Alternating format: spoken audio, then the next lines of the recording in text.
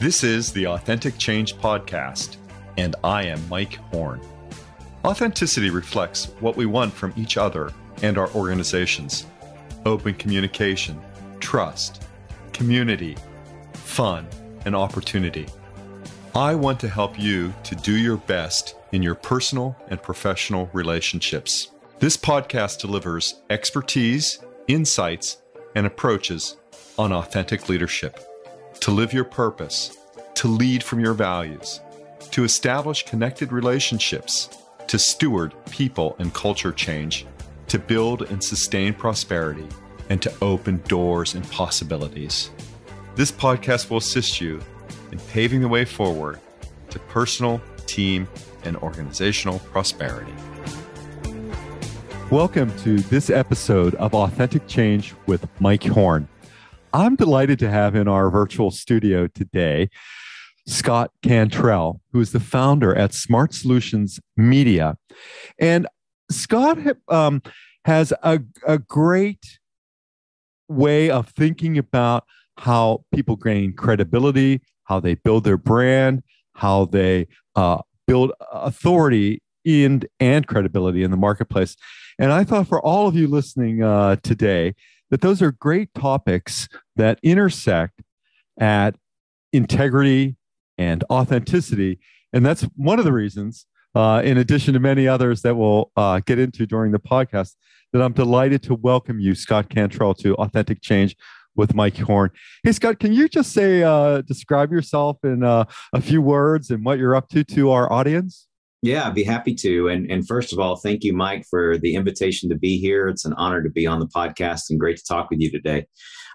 Yes, my company is Smart Solutions Media, and we work with professional service providers, a lot of clients in the independent consulting and executive coaching B2B space. So I like to say if anyone has knowledge or skill or expertise, and they're trying to establish themselves either in an existing market better or trying to penetrate a new market, and they want to be perceived as the knowledgeable expert and authority in that space, that it's worthy of a conversation. May not be a good client fit, but it's worthy of a conversation. And so the nature of most of my work really centers around helping those types of individuals or those types of companies answer three questions. Who do they most want to be in front of? Who are they most wanting to have meaningful conversations with? And oftentimes we're able to, through our work together, we're able to identify markets or decision makers that they hadn't perceived before.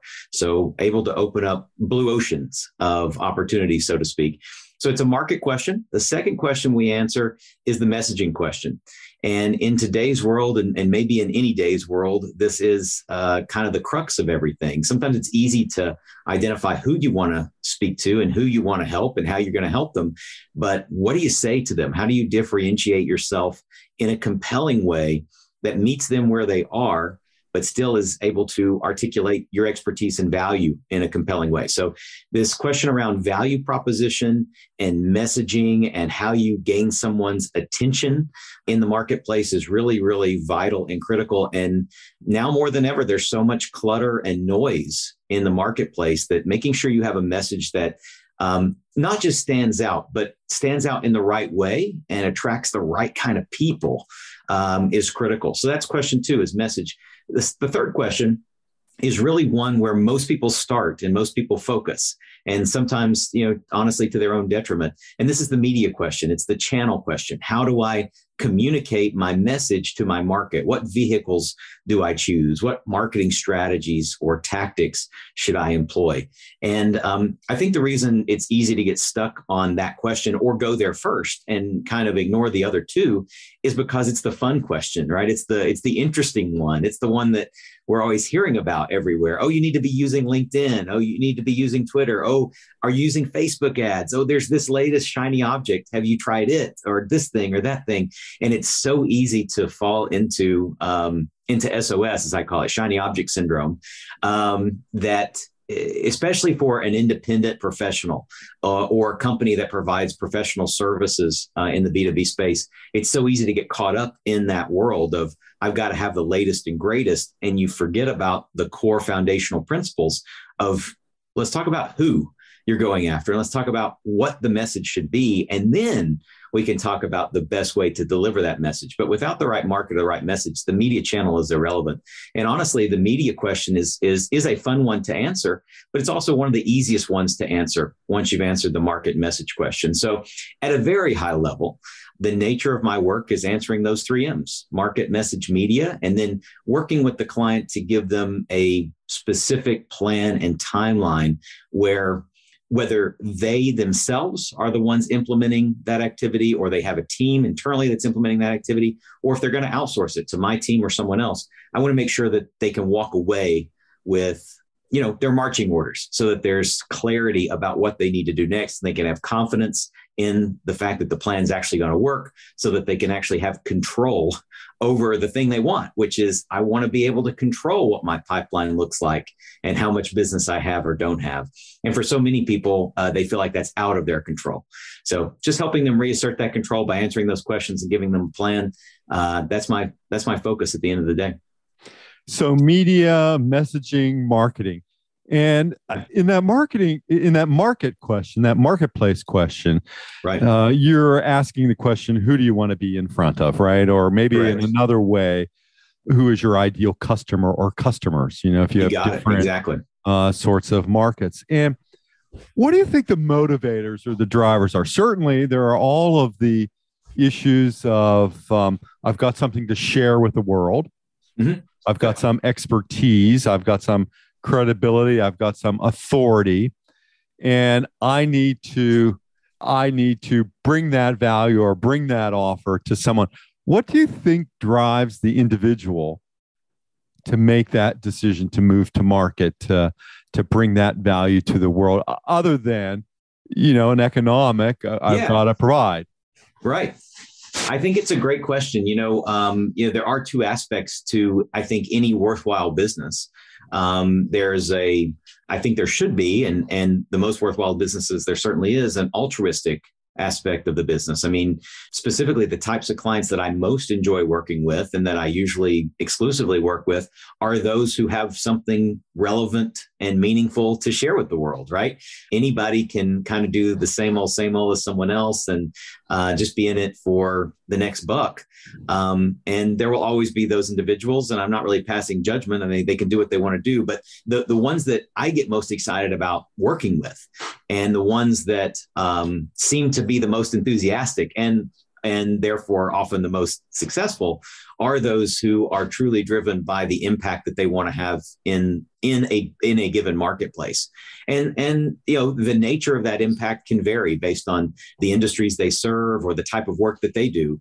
It could be something as simple as maybe they're a human resources type of consultant, and they're focused on going in and helping those individuals become, the employees at a company become more productive or improve the culture of an organization. It could be something like that, or it could be something as concrete and tactical as a logistics consultant that's going into manufacturing firms and figuring out how to shave off 2 minutes on the manufacturing line, which can have a meaningful impact, certainly within that organization, but honestly within the world at large, right? We're able to produce more goods faster and easier, and that drives down costs for society. So I think there's a lot of impact there. And of course, there's always going to be, the business and individualistic mandate of operating a business like that, which is revenue. I mean, you can only have the impact that you can have to the extent that you can afford to have that impact, right? And so at the end of the day, it is a revenue question. But I like the term in society that I heard, which is, doing well by doing good. And so I think for those who tend to be the most motivated, tend to be the most successful, they are driven by something larger than themselves and larger than their own business. They're driven by a larger mission. And I think the more businesses that can apply to, it may sound cliche, but I think, that makes the world a better place. Right. And it is about goodness, bringing that value to others for prosperity, to become better, not in a rehabilitative sense, but in the sense of creating progress, and making a move forward. So those who are genuine in their enthusiasm, who understand that they have a need to make an impact, Mhm. they tend to be among successful clients of your firm, right? Yes, absolutely. I mean, almost exclusively. I don't mean to say that if you're societally minded or if you have a bigger mission than yourself, you're automatically going to be successful, right? Sure. There are nuts and bolts to it, but I think where that to use the phrase, where that desire for authentic change comes from, in terms of someone wanting to have impact for another individual or an organization, that's where they get their motivation. Right. And that's where they get their drive to implement and try things, and that's where they get their positive outlook, which again drives the motivation. Sure. I was on a call just this morning with a client of mine. I was working through on this planning process we just described, and we were going through their plan. And one of the first things I said to them, which I mentioned a few times in our calls, I said, listen, as we go through this, I want you to be objective about the plan. I want you to be thoughtful about the plan. I want to hear good intellectual questions about the plan, what you think will work, what you think won't, what you're going to have difficulty implementing, what you're not going to have difficulty implementing.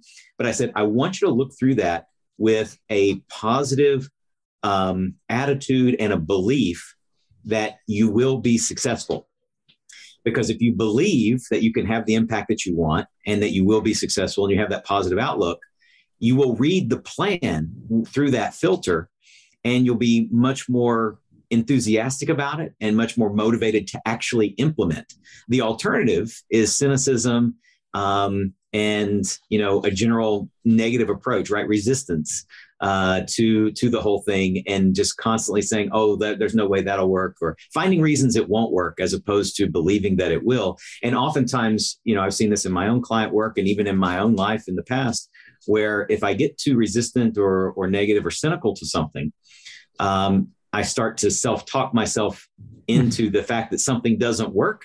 And then all of a sudden, my motivation to implement goes way, way down. It's And when one of my the motivation to implement goes way down, I do less activity. And when I do less activity, I get worse results. And when I get worse results, that just self-perpetuates this. It becomes a self-fulfilling prophecy. Sure. Right. And so I want to work with clients who either want to work with clients where I can break them out of that. Because it's really, in business development and marketing and selling, it's really easy to be cynical because there is so much stuff out there. There is so many shiny objects out there that haven't been proven, that don't work. And it's very easy to waste time, effort, money in that space. So it's very understandable that people would be cynical around, a marketing strategy or sales plan or process.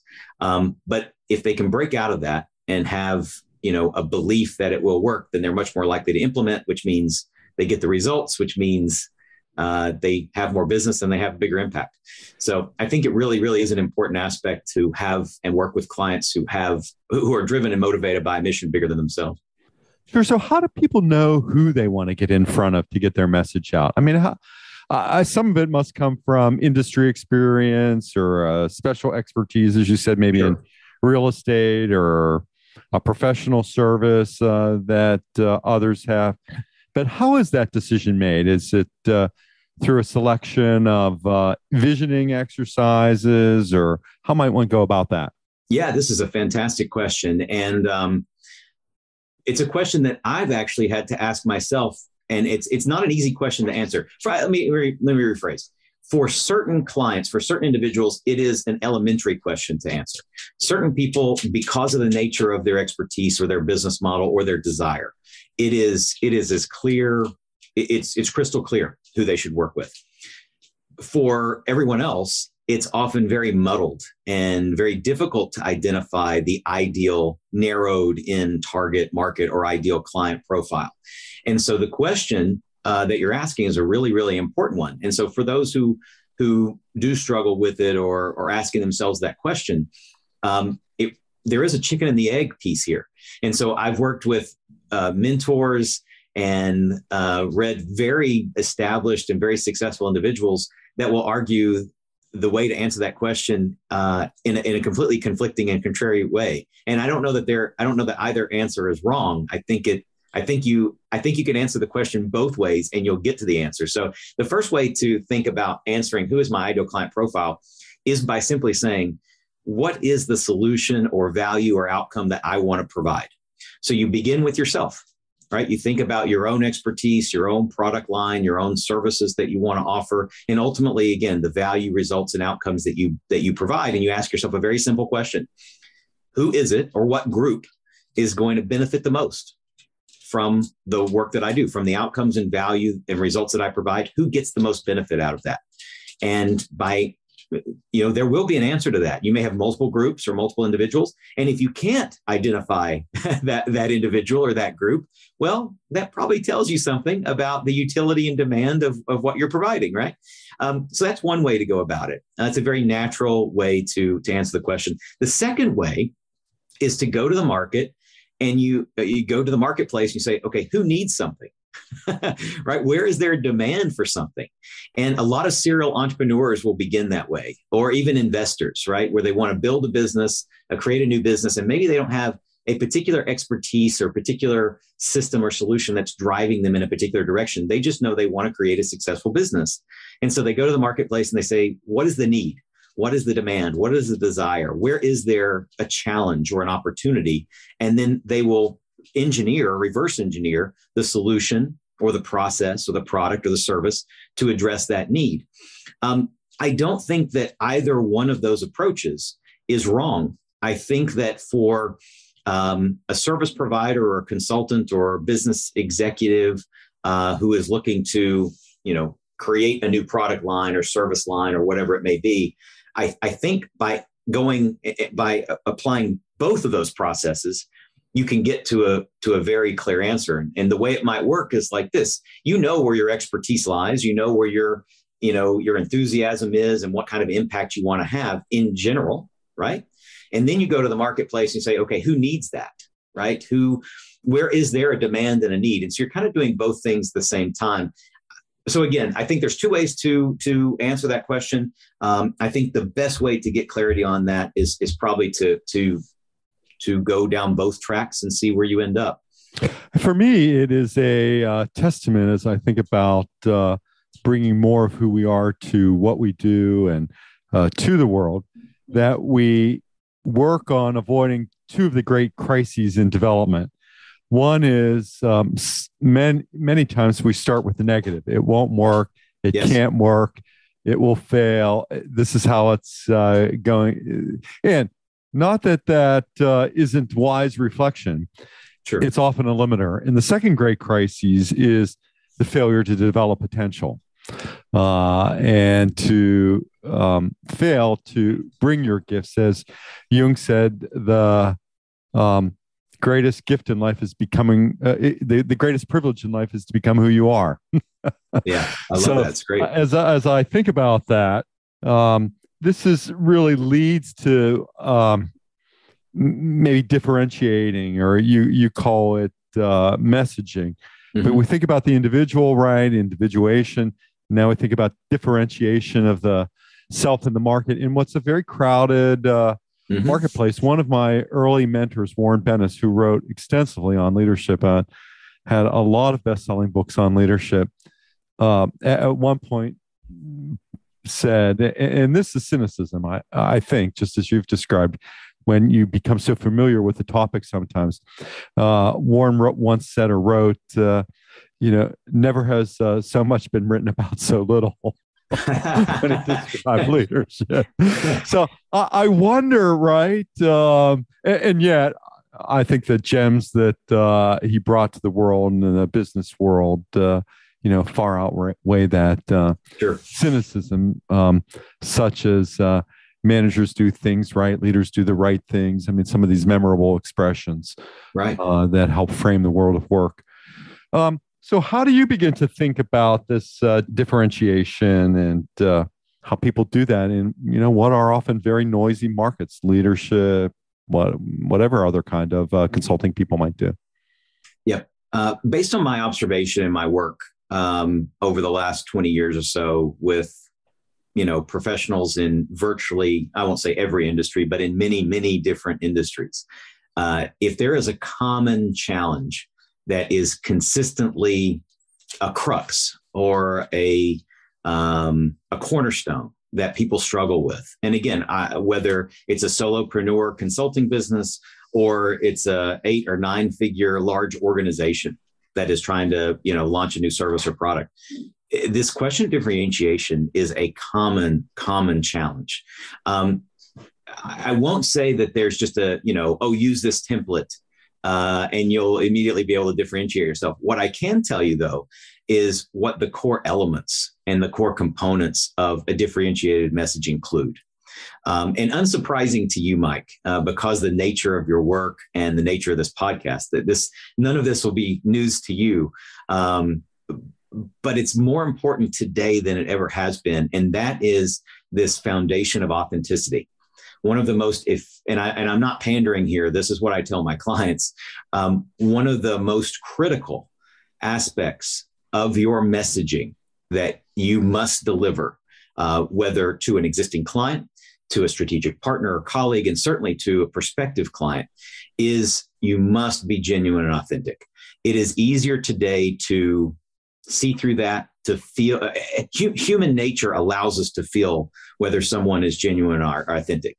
You can't fake authenticity. You can try to fake authenticity. Maybe you'll get through a conversation, maybe two, but it's going to be very, very short-lived. And so this goes back to exactly what you just said about being who you are. If I don't think you have integrity, I won't trust you. If I don't trust you, I certainly don't think you have integrity.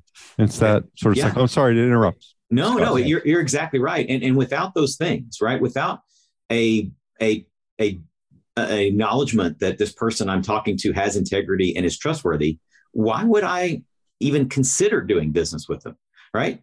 I wouldn't, as a rule, right? So this baseline of authenticity and what that's made up of, it's made up of you, and not to get too ethereal here, abstract, but when I say you, that individual, and you may be representing an organization, and organizations can be authentic or inauthentic, just like individuals can, because they're made up of individuals, right? And so we want to make sure that there's authenticity at the individual level as well as the organizational level. But the key point is one person's talking to another person. A service provider or expert or consultant is talking to a decision maker.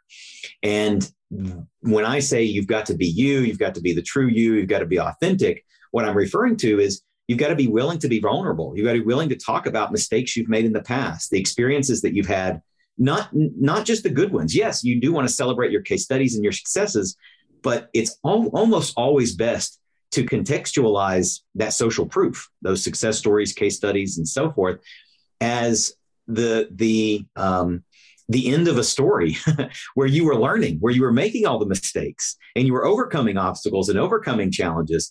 And only through, like my example is, only over the last 20 years have I figured out how to do this the right way, because I've made a heck of a lot more mistakes than my clients have, right? I've already done everything that's wrong.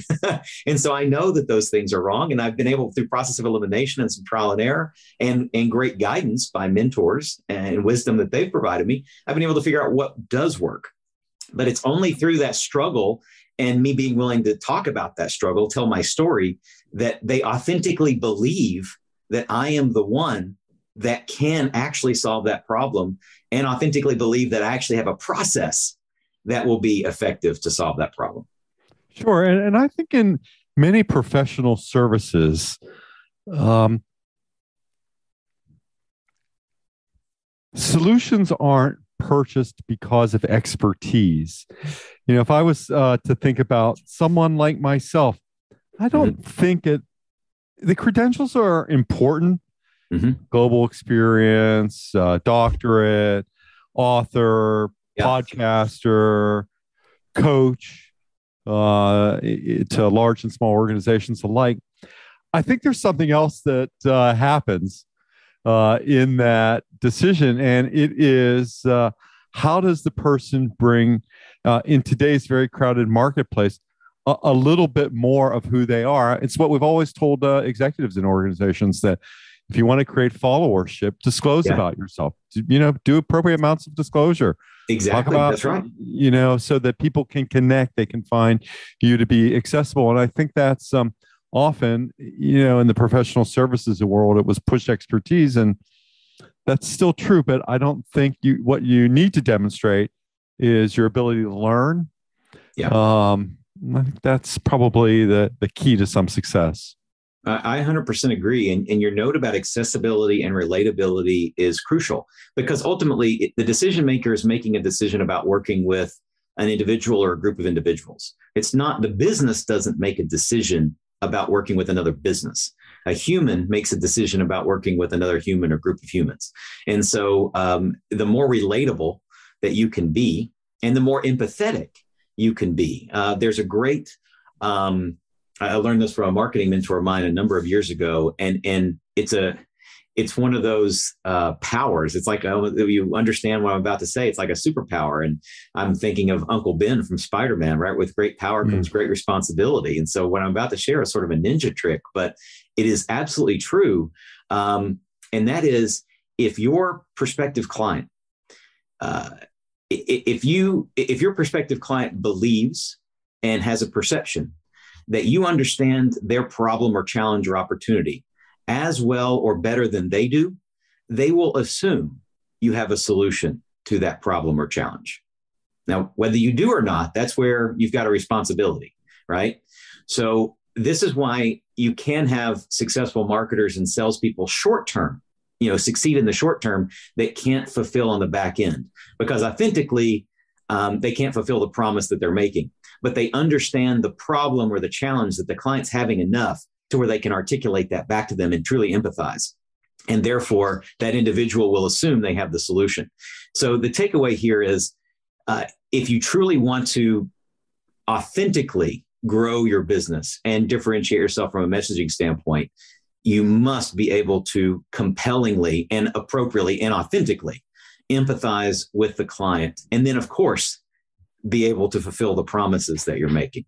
And this all goes back to exactly what you're saying about trust and integrity and understanding where the client is.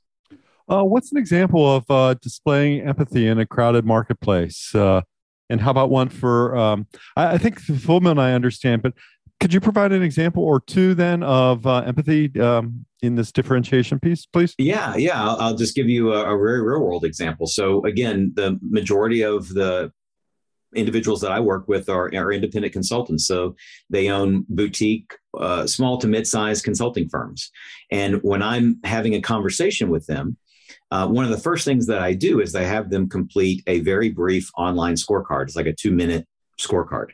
And we have a complimentary strategy session. I spend about 30 or 45 minutes with them, going through their responses to the scorecard and giving them direct insight and recommendation. And it's just, it's a way that I can fulfill my mission, right? And give back to that individual. And from that, I am demonstrating my knowledge and skill, right? As an authority and as an expert in that space, but it's also a way that I'm actually giving them value. And then they can determine if it makes sense for us to have a future conversation. But within those conversations, I can't tell you how many times I've said the same thing over and over again, because I know the problem or challenge that those consultants are facing. I know the reason we're talking, right? Before we ever get on the phone. And so I'll talk to that consultant or that B2B executive coach, and I'll say, listen, let me ask you a couple of questions. You just tell me if this tracks.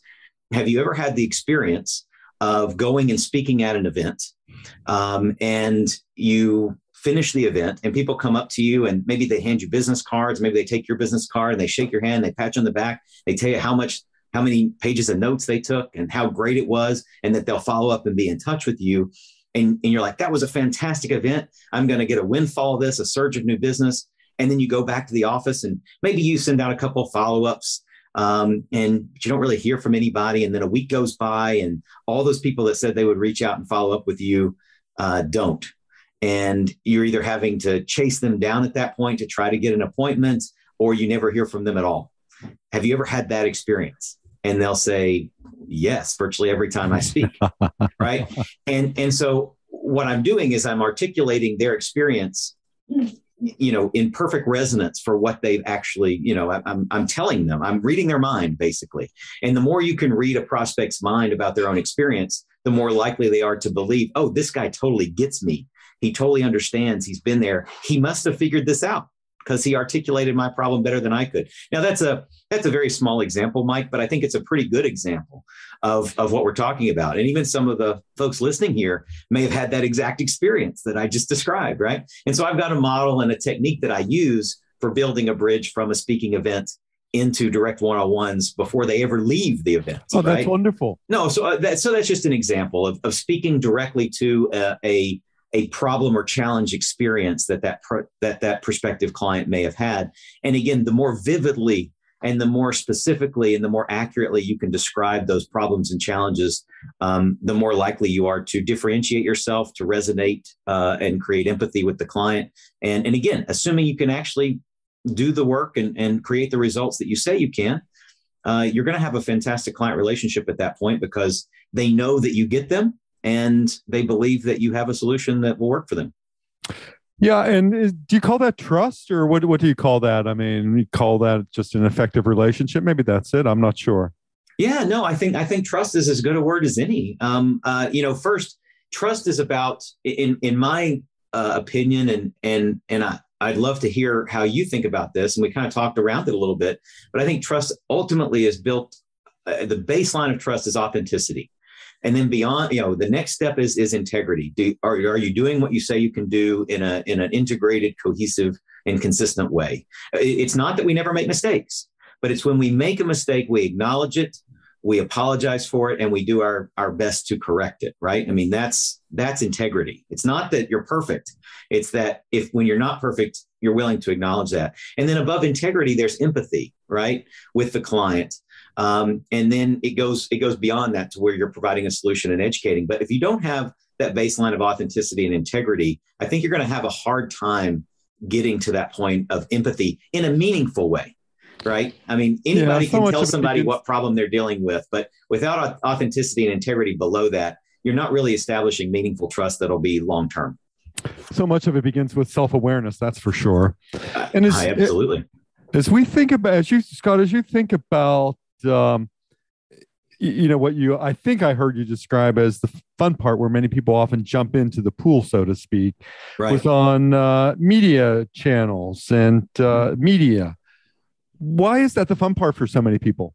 The shiny new object, perhaps. Yes, exactly. That's what it is. And the other point, I had a client a number of years ago, and it was brilliant. And we were doing some of this work around market and message, right? The first couple steps. And we were thinking about, who do we really want to go after, and who's the specific decision maker in the organization, and what are their motivators as an individual, and what are the organization's motivators, and how do we need to be differentiating, and what's the nature of the process we're going to communicate? How do we best empathize with that individual through our messaging? And he stopped me at some point. We were doing like a day-long retreat. And he stopped me at some point. He said, Scott, I'm thrilled that you're here. And I totally understand why we're making the investment for you to be here, because what we're doing right now is the headache thinking. Right. And so it's those first questions, those really strategic questions we have to be hyper intentional about. That's the headache thinking. And so for most people, we want to skip the headache thinking because it's hard. It takes time. And it's hard for us to figure it out, right, with confidence. And so we skip to the thing that we know about. Right? We skip to the thing that's easier to figure out. And that is, okay, all of my competitors are on LinkedIn. So I guess I need to be on LinkedIn too. I'll get on LinkedIn. Let me contact a LinkedIn consultant and see how much they cost. And if I can afford that, then we'll try it. We'll throw it against the wall and see what happens. Right. And that's the mentality. Right. And it's easy to fall into that trap. And I've been guilty of it too, in business and outside of business, falling into that SOS trap, the shiny object syndrome trap. Mm-hmm. So I think people are gravitated there because it's what they can see. It's the tangible side of the work. It's easier to think about and quote unquote figure out. And it feels like when you hire a LinkedIn consultant, as an example, and they start doing work for you and they start implementing, even if you haven't answered the marketing and messaging question, you see activity happen, right? It feels like you're doing something. It feels like you're being productive. You may just be, washing money down the drain and wasting a lot of time. And oftentimes that is the case, but it feels like you're getting traction. It feels like activity is happening. It feels like you're being productive, even though you may actually arguably be doing harm to yourself or to your business. So it's for all those reasons, that's why people want to jump there first. It's what we know about. It's easy to think about. And it feels like we're getting somewhere, even though we may not be. That's why people jump there. If you've answered the first two questions properly and really thought through there, the media piece is still exciting. It's still fun. It's just going to be a heck of a lot more effective for you. What are the elements, or not the elements, but the outcomes of a successful engagement that you have with a client, Scott? Yeah, I appreciate the question. Consistently, the work that I'm brought in to do is really around helping a client achieve three primary goals conceptually. One is clarity. So most of the clients, when I'm having an initial conversation with them, the strategy session, when they complete the scorecard, for instance, the thing that they want out of that conversation is a higher level of clarity in terms of what they need to be doing from a prospecting or marketing or sales point of view. What should my prospecting system be? What should my sales process be? How can I consistently be in front of prospects? I want to have clarity, Scott, in how I can achieve that and what that system looks like. What are the components? What does that system look like, and how can I create it? I want clarity about that, because right now it's this big abstract nebula. All right. And that comes from the noise and the clutter of the marketplace, right? Getting pulled in all these directions and people not having the expertise in the space. And so, they're guided by the winds, so to speak, of who talked to them last. And so the first thing that I help my clients get is clarity. And one of my favorite quotes is from Leonardo da Vinci. And he said that simplicity is the ultimate sophistication. So I can't tell you how many times I'm speaking to an existing client or prospective client, and they have this perception that creating a prospecting system or sales process is very, very complicated. And the reality is it's really not. It's much simpler than we think it is. But we get in our own way and we overcomplicate it. And therefore, it becomes this abstract beast that we can't manage. We don't know what to do. And so one of my primary goals is to help the client see creating a process like you want, the prospecting or sales process, is simpler than you think. Here are the core elements. Here's how they should be laid out for you in order for you to achieve your goals. So I want to bring clarity there. That's the first outcome. The second outcome is about confidence. And this gets to mindset, this gets to belief. But the reason we talk about that is because I want them motivated to act. Only, they can have a system, they can have all the best messaging and the best tools and know who their market is. But if that individual or that company is not taking action from a marketing or sales standpoint, they're not going to get the results. It's like that's a truism in any world. So, but in order for them to act, they've got to have confidence that what they're going to do is worthy, right? Or the confidence that what their team is going to do is worthy. So I want to give them confidence. And the way I do that is by showing them case studies and examples and talking about experiences and helping them manage their expectations on what results they should get in terms of how many prospects they need to be in front of and how they're going to outreach to enough people and what the first step of the process is and second step and what the metrics and measurables should be in terms of that plan. The third outcome is about control. So at the end of the day, my clients want to be able to control, to have power over their ability to have a healthy pipeline or to turn that faucet, right? So if they need a healthier pipeline, they can turn it on a little bit more and they fill up their pipeline a little bit faster. If they start to run into a capacity issue, they know they can turn it down a little bit and the pipeline will go back to a reasonable capacity level. But they want that control over their pipeline. And so the way that I empower them with that control is not only through telling them what the system is, but actually helping them build it. And then oftentimes, if it's appropriate, coming alongside them and helping them manage or implement that system and showing them where the levers are, showing them where that dial is so that they can turn it up or turn it down. But those are the three outcomes that I'm focused on helping my clients achieve. And that's what they report from working with me is, I was able to get in front of the right prospects faster and easier and more of them. And ultimately, that comes from them having a clear plan, having confidence that'll work, and then asserting control over that system. That's great, Scott. And Scott, if you were to offer one or two pieces of advice to our listeners who are interested in creating and making a difference in the world, what would that be as a way of starting to think about wrapping up our conversation for today? Yeah, of course. Speaking from a business development, standpoint, kind of going through that filter, I always tell my clients, if you have been given a gift, if you have a talent or a skill, or you've worked really hard for the knowledge and expertise that you have, that can serve others, if you believe you have meaningful value in the marketplace and that that if someone else had access to that expertise, knowledge, or value or skill that you possess, that they would be better off. That is not just a business opportunity. That's not just an opportunity to grow. I would argue that you have an obligation.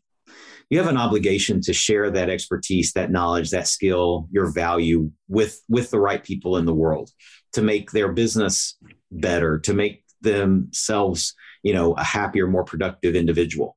And some people don't like to hear that, but I believe we've all been given talents.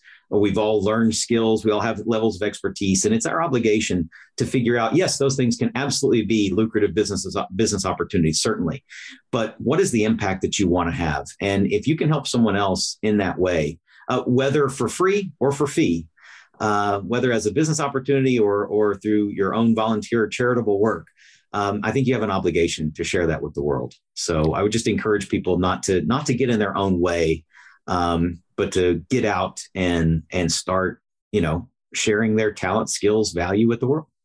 Scott, thank you so much for this delightful conversation on bringing more of who you are to what you do in a way that seems to be one of the primary messages, and then getting that message, getting yourself out into the world and doing that in ways that are effective, productive, meaningful, and inspiring.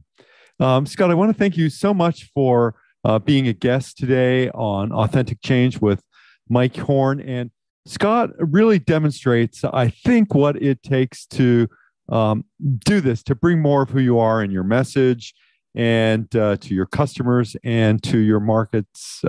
So, Scott, thank you so much. Much appreciation for all of your work. Well, thank you. And back at you, Mike. I appreciate what you're doing with this podcast. And again, it was an honor and privilege to be on and have the conversation. And Scott, if people wanted to be in touch with you, as I'm sure they will, how would they get in touch with you? Yeah, no, I appreciate that, Mike. Thank you. The best way is through my website, www.smartsolutionsmedia.com. It's a simple website. You can also find me on LinkedIn, Scott Cantrell, and then Smart Solutions Media. It's a shortcut to finding the right Scott Cantrell on LinkedIn.